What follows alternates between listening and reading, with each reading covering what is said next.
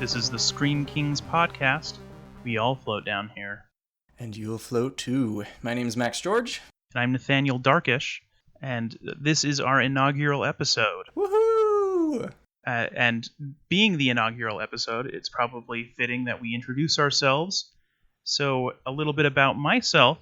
Again, I'm Nathaniel Darkish. I am a horror writer. I am currently unpublished, but I have finished one horror novel and I'm working on my second. I am currently seeking representation, so fingers crossed there. And professionally, I'm going to soon be beginning a teaching job. So my involvement in the horror literature community really kind of goes between both of my jobs. So that's just a little bit about me. Basically, what he's trying to say is he's going to be terrifying the children of the future, being a horror English teacher. Yeah, and I mean, I want to scare the adults of the future too. I mean, that works too. Okay, so a little bit about yourself. Yeah, absolutely. Like I said earlier, my name's Max. I'm actually completely opposite, really, which is probably why we get along so much. I work in the research field, primarily in pharmaceuticals, which is a little out there as far as horror fans go. But hey, everyone needs a creepy, scary drug to take every now and then. Yeah, I mean, I've seen plenty of zombie movies involving pharmaceutical companies. So. It's true. So you're terrifying the students of the future, and I'm turning them into zombies. There we go. Sounds like a match made in heaven. A match made in heaven. Okay, so as we're launching in, I figured it would be good also to talk a little bit about kind of how we got into the horror genre and some of our favorite things about it. So what about you, Max? How did you get into horror? That's kind of an interesting story. Growing up, I always was terrified of horror movies. I was never really a big fan. To this day, I still hate those horror haunted houses that you can go to and they try and spook you and scare you. Yeah, as a side note, all of our friends constantly try to drag him to those every October, and he refuses flatly. Literally almost kicked a girl dressed up as the Grudge at one of those occasions. But specifically with horror, a few years ago, I really just started to fall in love with the horror genre. I think it's a wonderful opportunity to kind of escape kind of the horrors that we live in today and kind of see someone who might have it a little bit more rough. There's a weird kind of cathartic release in those types of moments.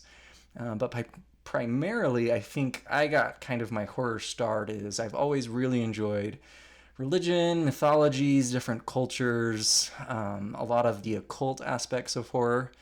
And so you really can't get that anywhere else. You're not going to find it in a rom-com. You got to go to horror movies. And so that's really kind of what pulled me in. How about yourself, Nathaniel?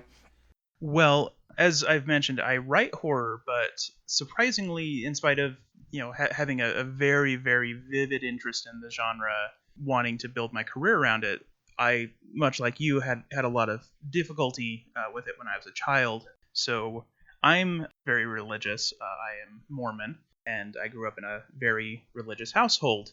So my parents, especially my mother, has always just never been very comfortable with horror. Whenever she would see a scary movie, she would react very strongly to it, and just felt like it invited like a negative energy into our home. And so she largely discouraged us having any horror anything in our home. I mean, I remember that like The Sixth Sense, for example, just scared the crap out of her. Well, it scared me too, and that ghost throws up in the bedroom? Yeah, I mean, that's fair. Terrifying. But, I mean, that was just beyond anything that she could even conceive of. And, that's a PG-13 horror film. A very good one, I'd say, but still relatively on the milder end of the spectrum. You could say that. And so, growing up, I didn't really watch any scary movies. And then, my few brushes with the horror genre were things like I believe it was like third, maybe fourth grade, I was spending time with a friend. We were playing some PlayStation games, and he pulled out Resident Evil, the first one, which, mind you, it has terrible blocky graphics and all of that. But the scene very, very early in the game where there's a zombie, chewing on a guy's body and his head's partway across the room. Oh man, that just messed me up. Like It messed me up bad. Nothing induces a spiritual awakening like a zombie chewing on another man's arm.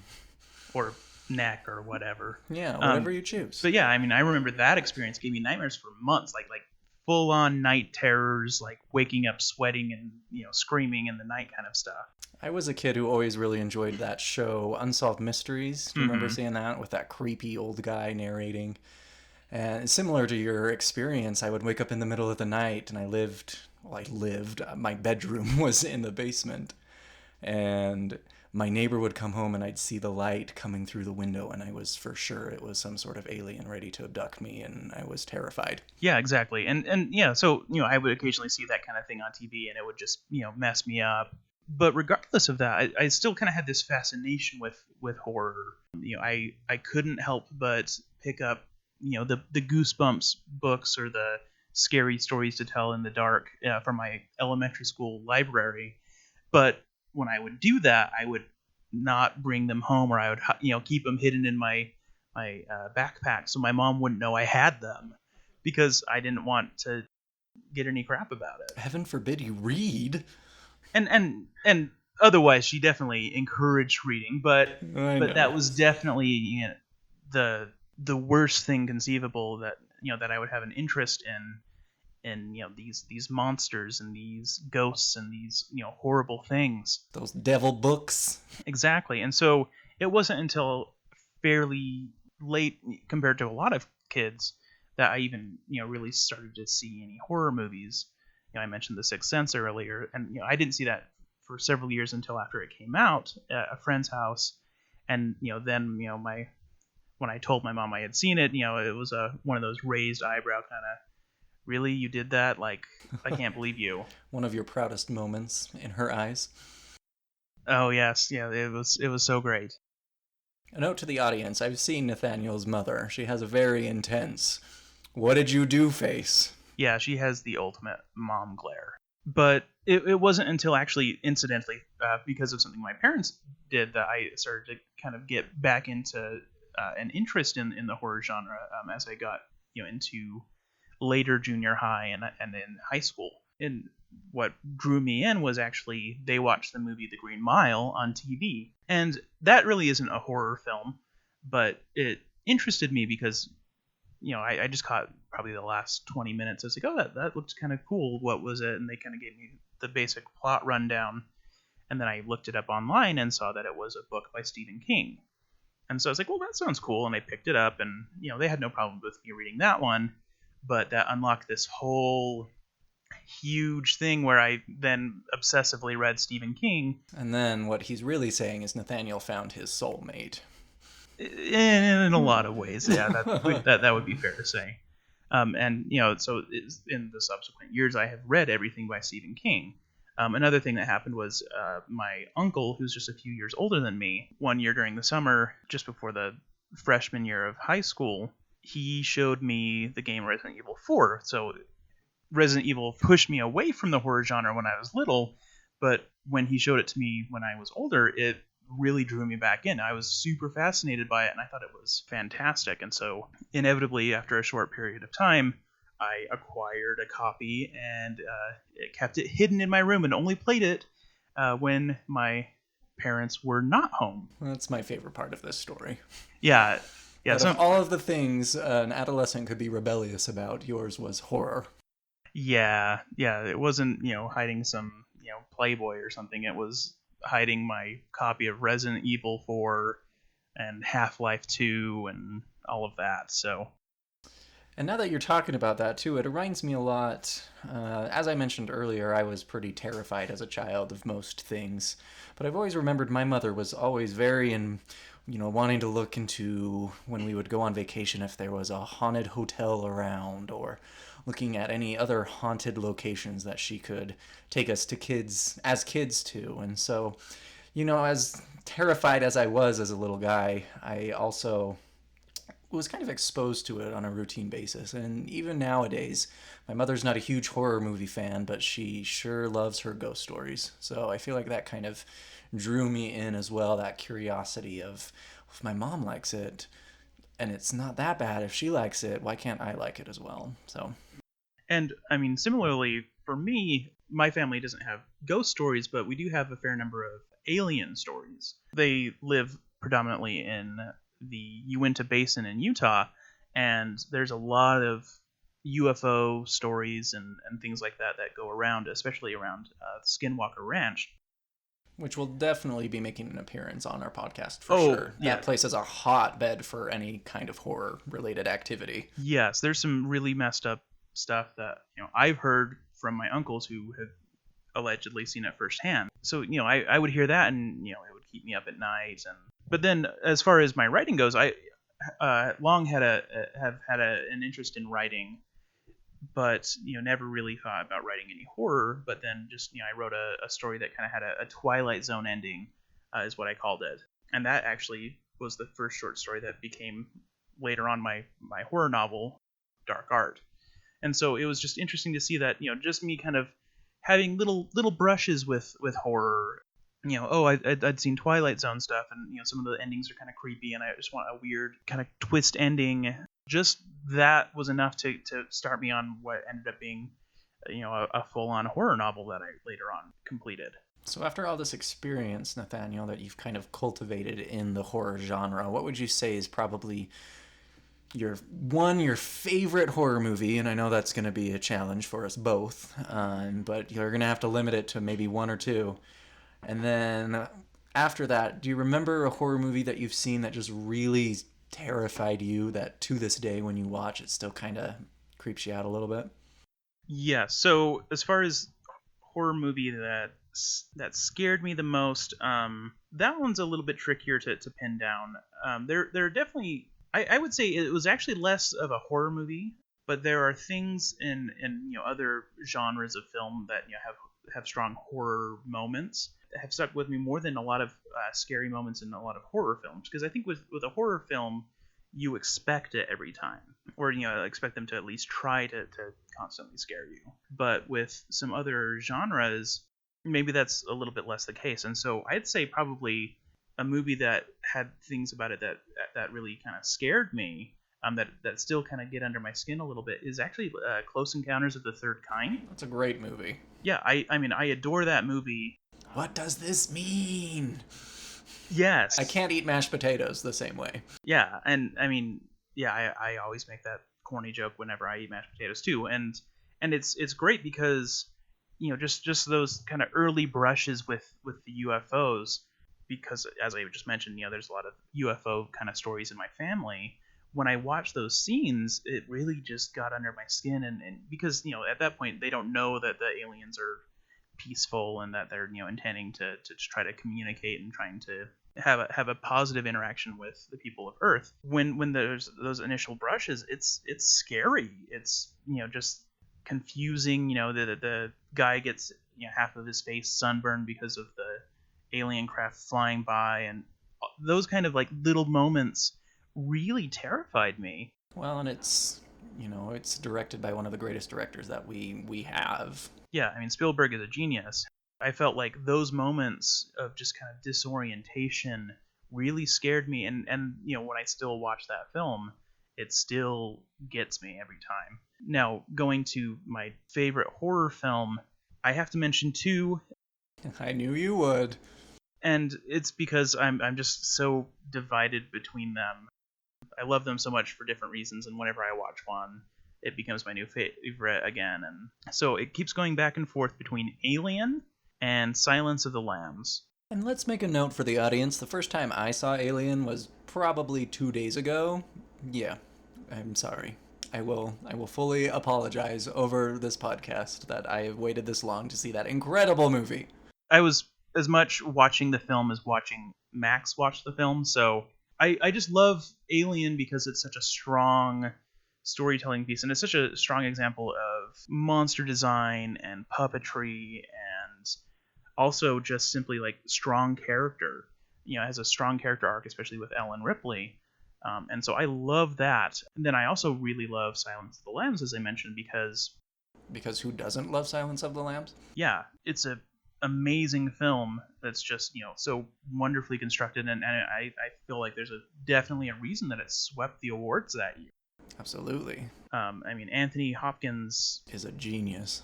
Yeah, and his very brief screen time as Hannibal Lecter definitely warranted him winning Best Actor that year, because it was just his every mannerism, every breath he took was Hannibal Lecter's, and so Hannibal is such a strong character, and Clarice is such a wonderful character, and Jodie Foster was so amazing in that film, and also props to the actor whose name I don't know to my shame, who played Buffalo Bill, James Gumb. I hadn't seen Alien. You don't know who the actor is who plays Buffalo Bill. We're even. Yeah, that's clearly the on equal footing. So I absolutely adore both of those movies, and I could watch them over and over and over again, and every time I just get more and more out of them. Awesome, awesome. Okay, so I guess let me pitch that back at you then. What are your favorite examples of the horror genre in film? Oh, I hate this question. That's why I always ask it to other people, because I don't like answering it myself. I guess we should let the audience know that I barely got into the horror scene a few years ago, and so a lot of my favorites are pretty new in comparison. But that doesn't make them less good. Most of them are less good, but not all of them.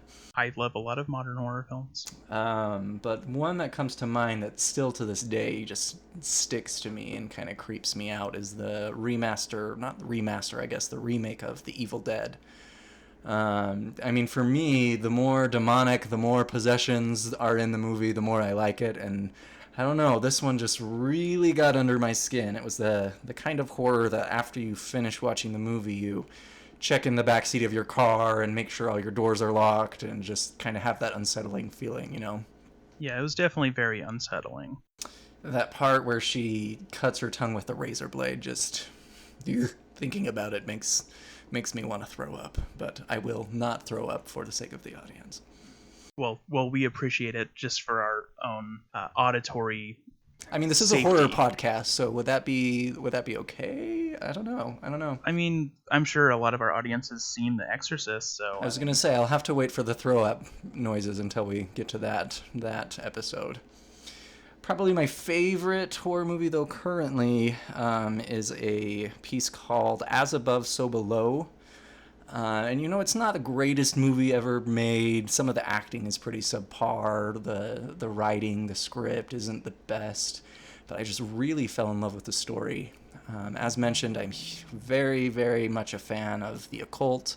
I love to study it. I love learning about it. And I felt like that movie kind of really pulled it in a very applicable way with the Catacombs of Paris. But it also kind of had this idea of hell and descending into it and really kind of played with your senses. And I don't know what it was about it, but I really was pulled towards that movie and kind of how it presented itself as a horror film. That at the end, you weren't really sure what was going on until the very, very last minute. And even then, it's still up for speculation, I feel like. Yeah, I definitely enjoyed that film as well. Maybe not quite as passionately as you, but I definitely did enjoy it. Going back to the idea of, horror films that stuck with me, I do have an anecdote that I wanted to share because it's one of my favorites about any horror movie. Does it have to do with throw up? Because I feel like we probably lost 3 audience listeners already. You think we have 3 audience listeners? I would be very happy if we had 3. Okay, awesome. It's probably your wife and my mother, so... Yeah. One more. Well, to anyone who is not my wife or Max's mother, we thank you for listening to us. I'm just going to take a moment to say that. But no, it was actually about the film The Exorcism of Emily Rose. That's a great movie. Great movie. Yeah, definitely I'd say one of the strongest examples of really good PG-13 horror. Absolutely, absolutely. And it tackles the whole idea of demonic possession in an incredible way that doesn't make it, throwing up, there we go again, throwing up pea soup and twisting your head around.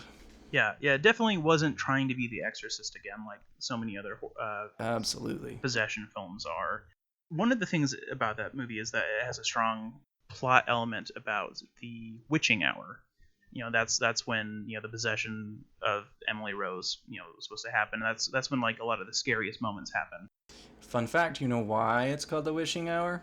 This is my little plug for the occult. Go ahead. So it's supposed to be the 12-hour opposite of when Christ was crucified. So he was crucified at 3 p.m., so they say, and so 3 a.m.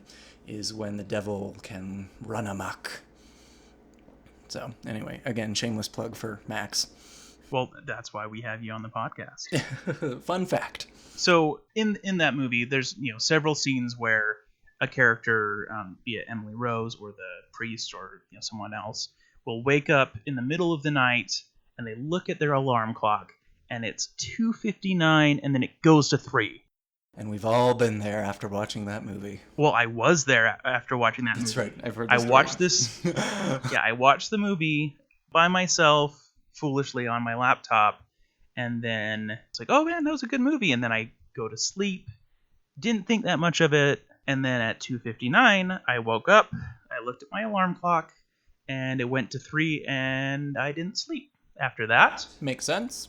And that still is just an experience that really sticks with me to this day. So it didn't necessarily scare the crap out of me while I was watching it, but retroactively, oh man, that messed me up that night, and for the next couple of nights, honestly. So now all of our listeners are going to wake up at 2:59 tonight and just not be able to go to sleep. Again, we're not on a good running streak of obtaining listeners.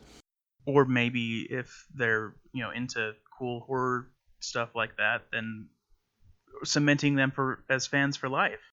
So everyone listening, please wake up during the witching hour and look for supernatural activity tonight. Yes, but nothing too crazy. I don't want you to get thrown around by some demon or something. And we also don't want a lawsuit. So yes, we are not responsible for any supernatural activity that occurs from here on out. Yes. So let's kind of get into the big bulk of what we are looking at today in this episode. We just got back, literally just got back from the new rendition of It, and it was pretty great, if you ask me. But Nathaniel over here, like he's mentioned, is a literary guy, and so of course he's read the book that was penned by his soulmate, Stephen King. So get ready for some fun facts, everyone, with Nathaniel. Yes. I guess for starters, I'm going to talk about the movie and then kind of transition into the book. Plot twist. Yes. So, because I feel like in context, it may work a little bit better that way. Is it going to be one of those rare moments where the movie is better than the book? I would make the argument of yes. Ooh, we're going to tick some people off. Yes, I'm sure I will. And that's what I'm here to do, make people angry. And don't hesitate to get on the internet and tell me I'm wrong. That's exactly what we want. People to get on the internet and tell Nathaniel he's wrong. It would help his ginormous head. Yeah, it would. And if nothing else, it'll probably get me some more Twitter mentions and shameless plug for Twitter. So I really liked the film It. Well, are you talking about the new film It or the old film It? I guess we should make that clear before I'm going to refer to in. the old one as the miniseries because it technically was a 2-part miniseries. Very true. And it will make it easier to differentiate. So the film It that came out yesterday, I really enjoyed. As did I, for the record. And I feel like the reason it worked so well is that it stuck with the better part of the book. The Losers Club, I feel like, is the best section of the book. Which I feel like we need to make shirts. Like, can we make shirts that say Loser Club? I feel like that's a pretty cool club to be involved in. Yes, aside for the homicidal, clown that follows them around. I would be down with making Losers Club t-shirts. Can we make like a hashtag Losers Club for our Twitter? Sure. Shameless plug for Twitter. And hopefully Stephen King won't, sue us over his creation, I guess. Well, crap. Maybe not hashtag Losers Club. Or instead of crap, I should say Greywater. Yeah, that's a good way to phrase it. So the film really worked because it stuck, with the strongest part of the story. Now, as we learned at the just before the credits, that was officially It Chapter 1. So we're going to get the other half of the story probably within a year or something like that. And I guess we should probably mention right now, before we get too involved with this, is that there will be spoilers. Oh, it's going to be spoilerific. If you have virgin ears and would not want to hear the voluptuous tales of spoilers, then you should probably stop listening. There goes our other listener. Yeah. Yeah, let's just get that up front. Whenever we're going to talk about any movie, we're going to discuss the plot at some length, or book, or TV show, or anything. We're going to dig in. Now, if you haven't seen it and really want to and don't want things spoiled, just hold off on listening to the episode until you've done it, and then come back and listen, and then get online and tell us how right or wrong we are, because it's fun to get feedback. And I'm never wrong, so let's go. As I was saying, this movie stuck, with the Losers Club when the kids are kids, instead of the half of the story in the book where we're dealing with them coming back and dealing with it again as adults. And so I really like that half of the story, and I feel like the characters are much more well developed during that section of the story and much more consistent than they are later on in the book, especially. The scares are also a lot more riveting to me because you get to see kind of how hopeless and helpless these kids are, and so when they triumph, it seems to be a bigger deal to me. I agree. Yeah, that's the scare felt a little bit more visceral, I think, if that's a good adjective to use to describe it. Absolutely. And so we're dealing with each one's individual fears. Those fears, some of them are kind of overall a little bit more trivial. Whatever. I'm terrified of spiders, and that's not trivial. Well, but to be fair though, we can have those kind of fears, but ultimately the things that are going to keep you up at night isn't a fear of spiders. It's going to be a fear of losing loved ones or something along those lines. I don't know. Have you ever tried to kill a spider and miss, and then it disappears? Unfortunately, yes. Yeah, terrifying. Okay, well that would be a bad example, but at least I get what you're saying though, for sure. And so I really like that with the adults we still see some interesting scare moments in the book, but ultimately it's just not the same kind of things that they're afraid of, or that they should be afraid of necessarily. When we're dealing with children, I feel like we can as viewers or readers really relate with the children because we have had times where the scariest thing to us was was a clown, or was something a weird painting in our dad's office or something like that. Well, and I think that's kind of insightful, and it kind of leads into the bigger picture of this story, is that when we are kids, we're almost hyper-focused on these fears that don't really make a lot of sense in reality. And as we kind of grow older, we start to develop these deeper, darker fears. At the same time, though, we've conquered those other fears, hopefully. And so it really kind of shows this eternal aspect of fear, that fear is going to exist when we're kids, and even though it might not be the same, it might be deeper, darker, heavier, however you want to describe it, when we're adults. And so really we can never get away from Pennywise the clown. Yes, and so I feel like that is one of the great things about it in general, is that there is this always something to be afraid of. And to be fair, with what I was saying about a lot of the kind of more trivial fears of the children, not all of them are that way by any means. We have, for example, Beverly. Her fear is her father, who is very rapey. Yeah, for lack of a better term. Yes. Rapey. Yes. And so also known as child predatory and just gross. Yeah. Any scene with him just gave me the gibblies. Again, a technical term from the horror world. Yes. Gibblies. Very technical. So I feel like a lot of the strongest scares are present in the kids section of the book. And so I really like that the adaptation really just focused in and didn't have to go back and forth like it does in the book. So what, in your opinion, then, with this new movie, was the scariest moment for you? It's hard to say. Definitely, a lot of the moments with Beverly's dad were very scary because her biggest monster in her life was not Pennywise the clown or it or whatever you wanted to call that being. It was her father. And so I really liked that we're able to see her become a very powerful person because she learned how to face that fear and then had much less difficulty facing the supernatural creature. And so I feel like those moments of terror really paid off in a strong character moment. But there was definitely some really great moments of scares with Pennywise or its assorted incarnations. I especially enjoyed, for example, the scene when they first fight it in the house, and it's just kind of taking them out one by one and playing with them.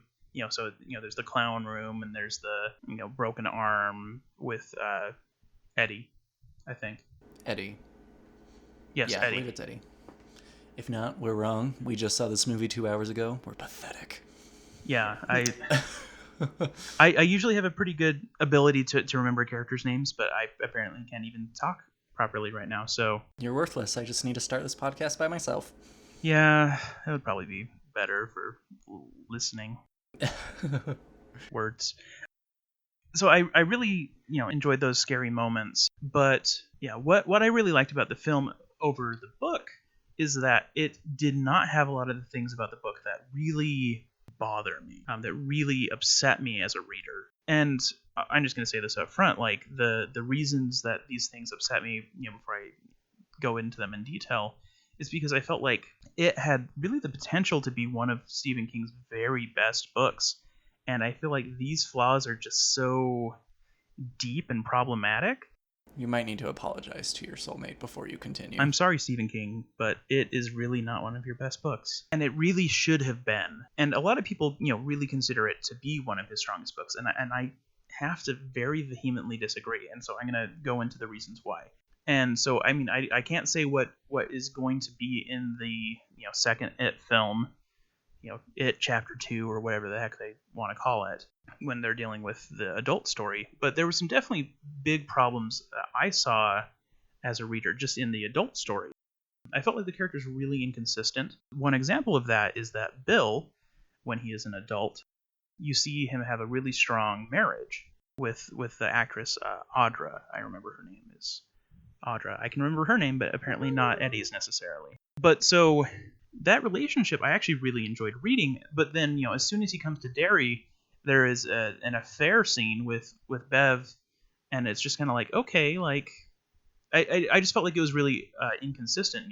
Does he have a really good relationship with his wife, or does he not? Clearly not. If he's hooking up with Bev Exactly. in the library. And then shortly after that, or I guess at the end of that arc, it's about trying to bring Audra back because she comes and then gets abducted by Pennywise, and there's the whole arc with that. But basically she's catatonic, and so like he's very upset and wants her to come back, and so there's the scene where he puts her on his bike, and that's what kind of brings her back. Hi-ho, Silver! Exactly. And so that scene could have been powerful, but I kind of just didn't buy it, because I mean he just like straight up just dropped everything and cheated, and there wasn't any build up to him and Beverly hooking up. It was just kind of like, oh hey, like hey, and then they were naked and going at it. But to give him some credit, it was Beverly. Yeah, but I mean, I am of the opinion that it should be Ben and Beverly forever, not Bill and Beverly. Okay, we're gonna get to that in a little bit. Yes, I noticed that you were upset about that in the movie as well.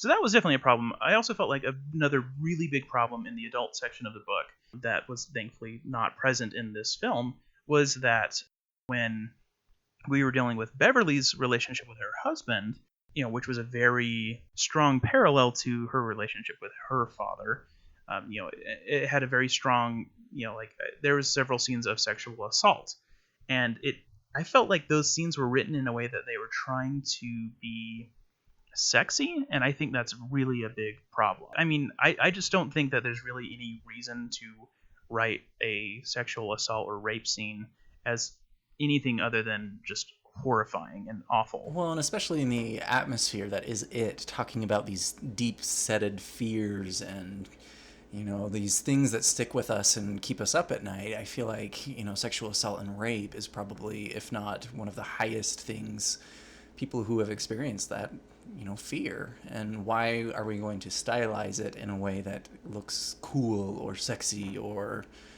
things that would elicit good thoughts, I guess. I don't know. I feel like I fell apart right there.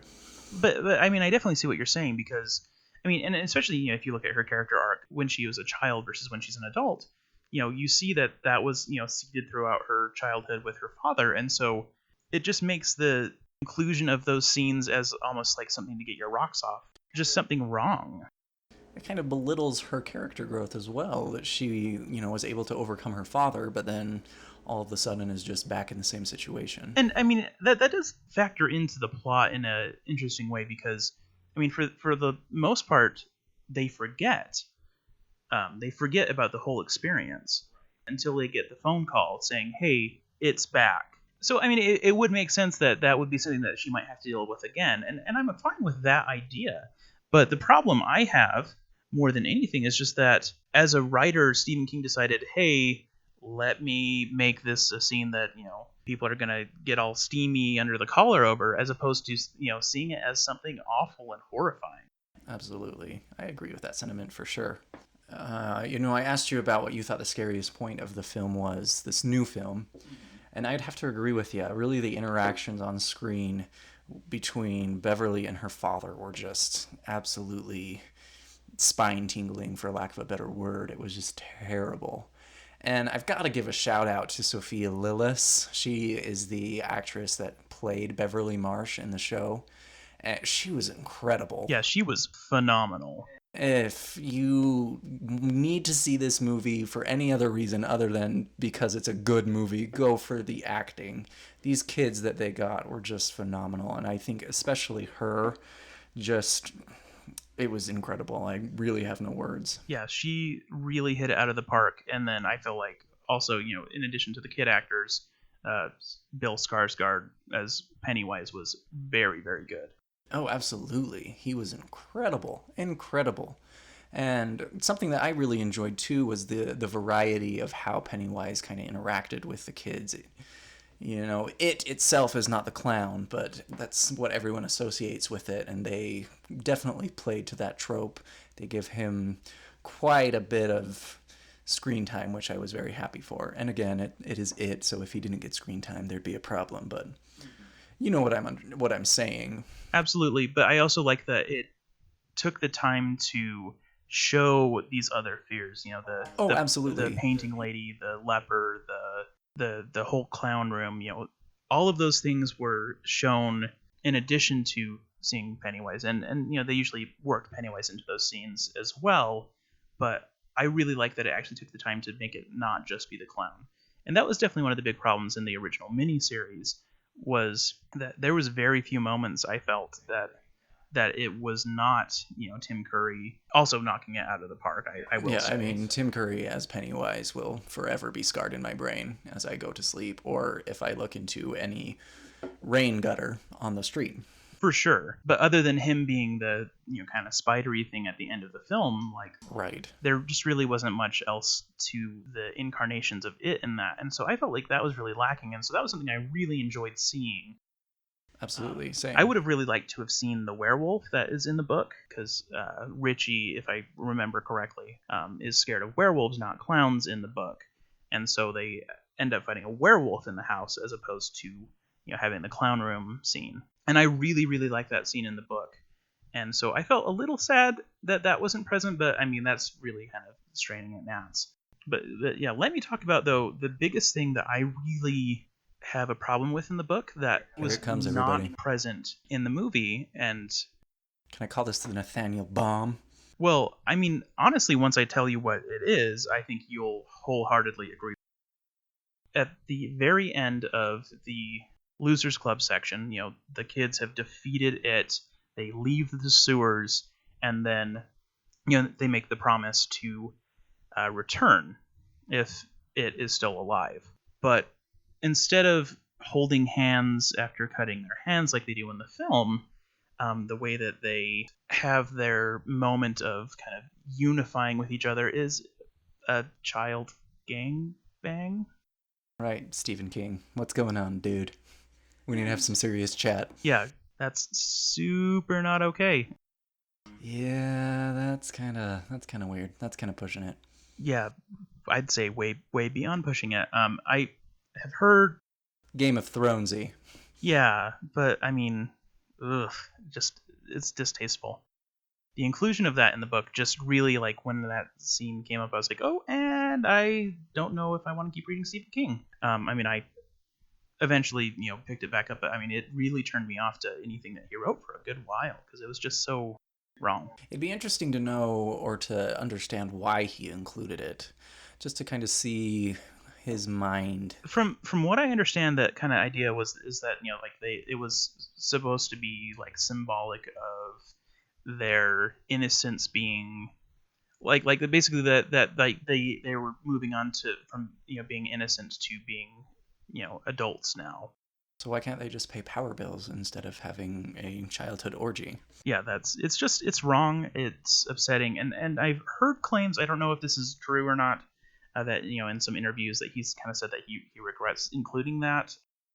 But my thought is then maybe have a new edition that does not include that because it's just is definitely the most problematic thing in any Stephen King book that I can think of, and there's definitely some problematic stuff, especially with his approach to race at times. Yeah, I kind of got that feel through this new movie. It almost felt like the African American character, Mike, but it kind of felt like he was a leftover thought, that there was a lot of plot development with these children, and then all of a sudden there's this new kid out of the blue who has some tragic story that we didn't really get into at all. Yeah, and I think that's really unfortunate because he was actually one of the strongest characters in the book, I felt. He does kind of feel tacked on as a member of the group, but his story arc was a lot stronger when when their part of the story was placed back in the 60s because then it's Yeah, I guess that makes sense. Yeah, different time eras. yeah, and so his interest in history, which is then shown in the film as being Ben's interest in history, a lot of that comes from being black. And so I actually really like him as a character, and I'd say he's one of the strongest black characters in Stephen King. And he definitely doesn't fall into a lot of the magic Negro trope, and that's the official term for the trope that you see in some of his other stuff, like The Stand, for example. And so I really like him as a character, and that is probably my biggest qualm with the film, is that they took one of his strongest attributes, his interest in history, and gave it to another character, and then kind of just flattened him out. He was kind of just there. Right, right. I kind of got the same feeling.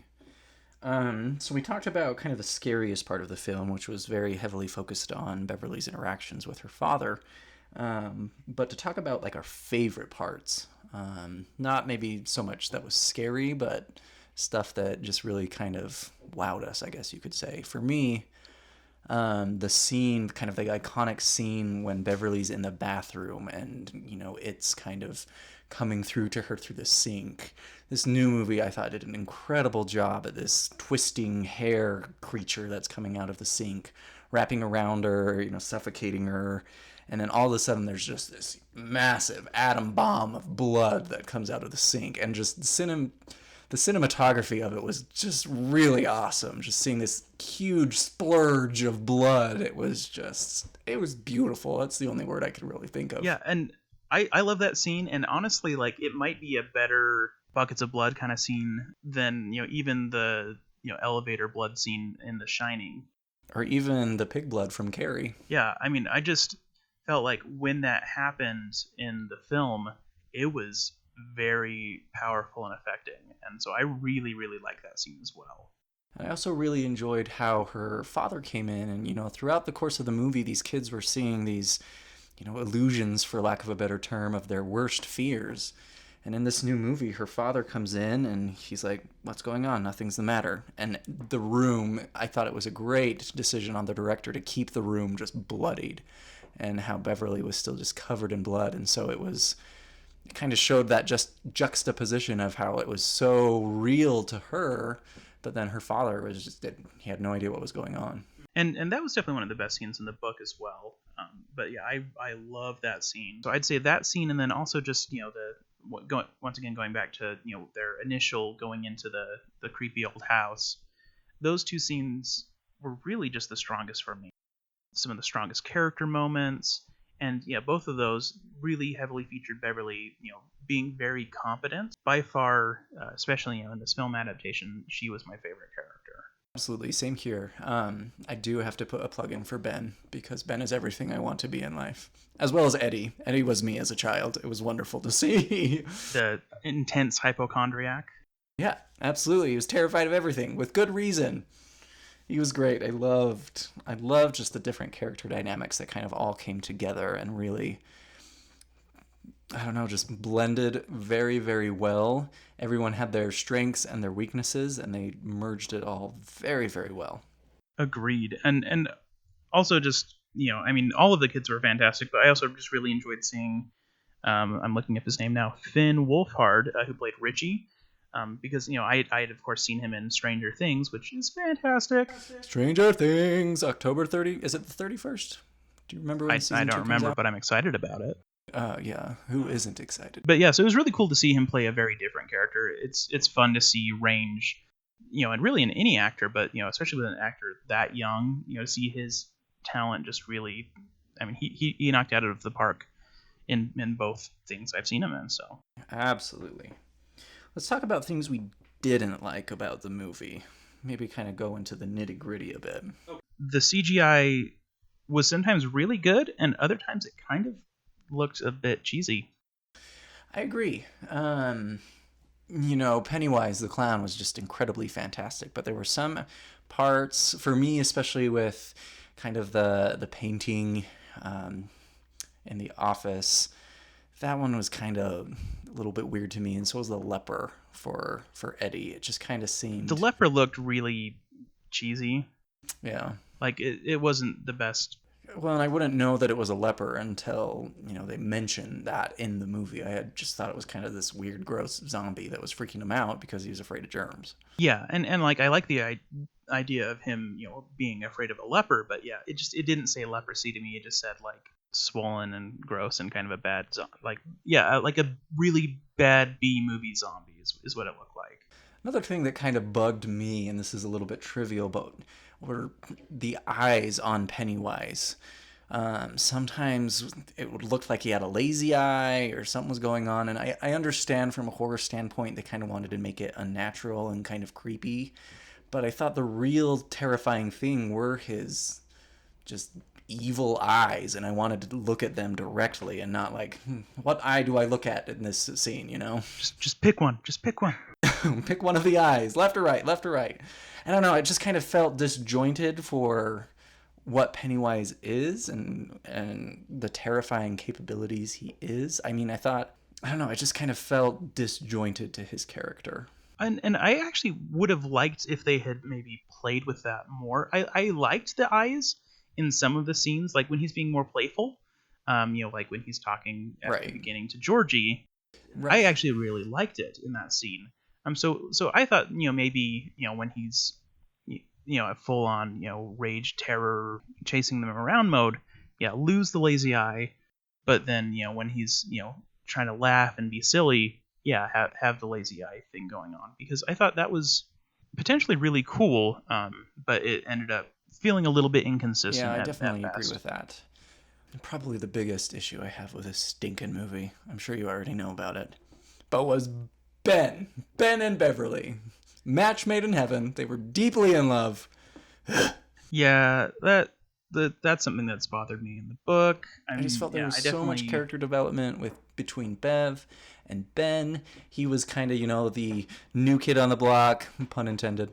The bigger kid, and it was this moment of, oh, they're going to do this awesome thing in this movie about how body size doesn't matter and individuality is what is really important, and the hot girl Bev is going to fall in love with kind of the pudgy little guy, and it's going to be awesome and it's going to be great.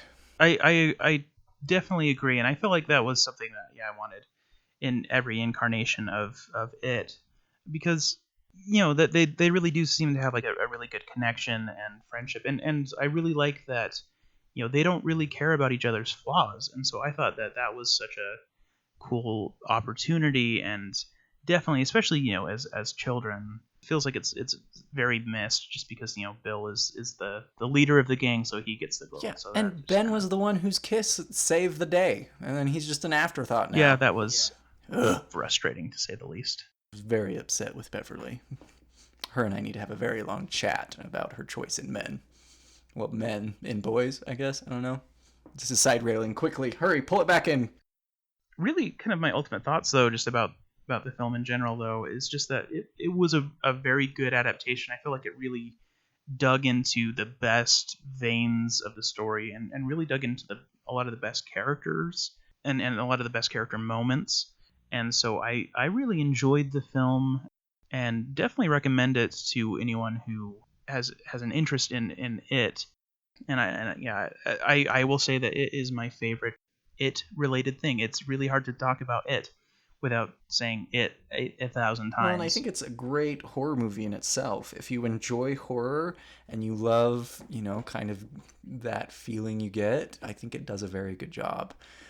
Whether it's in the theater or whether you rent it and just watch it in your house, the scares were very well thought out and very articulate in how it approached the themes. Yes. I mean, I didn't feel like there were very many scenes that like really got under my skin, but it was still a strong story and the scares were, even though I didn't necessarily like recoil in horror, I still definitely felt my pulse start racing a little bit when during some of the more intense scenes. So, definitely recommend it. Absolutely. I think a good idea of if a movie is good or not is if you would buy it after the movie comes out, and whether that be digitally or physically. But it's definitely one that I'm going to be having in my house. I think it's a great horror film that I would enjoy watching more than once. Absolutely. I would definitely watch it again. Another refreshing thing about it too was there was humor involved. There was a lot of opportunities for these imperfect children to kind of show their quirkiness and their diversity in funny and humorous ways, and so it kept you in, kind of how the Avengers movies, are a little bit quirky and funny to keep your interest, and then when things get serious, things get serious. Agreed. And I like that each character also really kind of stood up on their own. There were a few characters, we mentioned Mike earlier as having been, rather flattened in a lot of ways. And then also Stan, who I don't think we've even brought up at any point in this podcast. Was Stan the... He's the Jewish kid? Oh, that's right. Yeah, his acting was probably the weakest out of the kids, I thought. Agreed. But I think that may have been in large part just because he was given the least amount of opportunity to really Absolutely. do anything. Yeah, those two characters really just got flattened out, unfortunately. But the remainder of the characters, Richie and Bill and Ben and Beverly and Eddie, those were all really strong characters, and they each had their own, strong personality, and that's something that's kind of hard to find really in any form of fiction. Characters that really just kind of live and breathe like those ones did. Well, and especially in horror too, we have so many horror movies where the characters are just idiots or stupid and they just do whatever they want, and you're sitting behind the screen screaming at them to, don't go in the shed, don't go alone. And I felt like these kids really didn't follow that horror trope, which was refreshing to see. Yes, considering it's such an iconic story, it really did a good job of avoiding many tropes and really just was a strong piece in general. None of the characters were any real archetypes in it. Each one really kind of broke the mold in different ways, and so I really like that. Well, is there anything else we want to discuss about the movie? I think that really covers it for me. Should we wrap it up? It's almost the witching hour. Yeah, let's wrap this up. So, I guess a few housekeeping items. You should definitely follow us on Twitter, as we keep hinting at. Shameless Twitter plug. So the podcast's Twitter is at Scream Kings Pod. Then I also have Twitter individually, NJ Darkish. And we'd also like to let the audience know that we would like to get your feedback. If you have movies you think would be fun for us to review that are horror themed, well, we'd love to take a look at those. If you have any spooky stories or urban legends that you're aware of or that you've experienced directly, please reach out to our social media. We'd love to kind of make a segment on this podcast featuring you guys as well. Yes, and definitely probably the best way to send any large piece of information to share a story or something along the lines would be our email account. which is screenkingspodcast@gmail.com. And finally, also, you can reach out to us on Facebook, Screen Kings Podcast. Just put that in the search bar and we'll pop up. We would very much enjoy interacting with you guys. And you mentioned movies, but we're also going to talk about, as he said, urban legends, and that's going to be definitely a large feature on our podcast. And also, books and TV shows and video games. We're really digging into horror, constantly in every sort of media, and are excited to, discuss that with you guys and to have episodes of the podcast about those things. Some other housekeeping items. Definitely want to thank a few people, specifically McCall Soucis of Red Panda Designs, who designed our wonderful logo. You should definitely check her art out. She's incredible. Let's be honest. She's pretty freaking rad, and it would be probably the best way to check her stuff out is actually to follow her on Twitch. She does some live art streaming, and also will play some video games. And then also just thanks to the musician who created our wonderful intro and outro music. Name is Simon Mathewson, and the song is called Apex. But I think for now, that's all that we have for our pilot episode. Stay tuned. We're hoping to maybe crank 2 or 3 of these episodes out each month, and we would love to have your interaction, as we said before. Yep. So thank you so much, and float on.